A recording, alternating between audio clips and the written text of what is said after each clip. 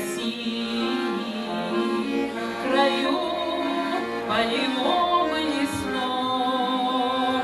У нас в каждой песне береза, березка под каждым окном.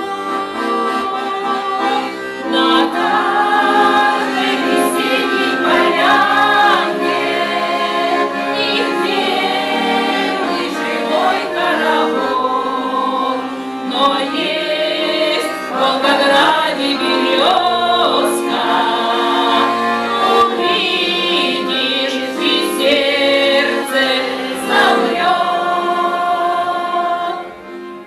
Ее привезли издалека в края, где шумят ковыли, как трудно она привыкала к огню волгоградской земли, как долго она тосковала по светлым лесам на Руси. Лежат под березкой ребята, об этом у них расспроси.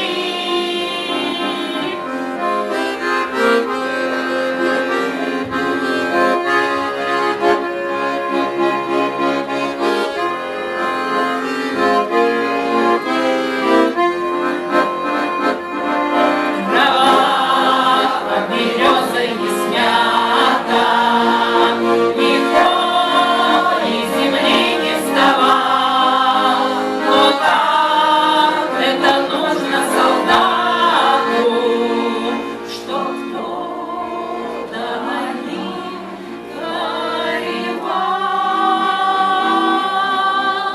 И плакать светло, как невеста, и помним навеки, как мать. Ты тоже родился солдатом, тебе того не понять.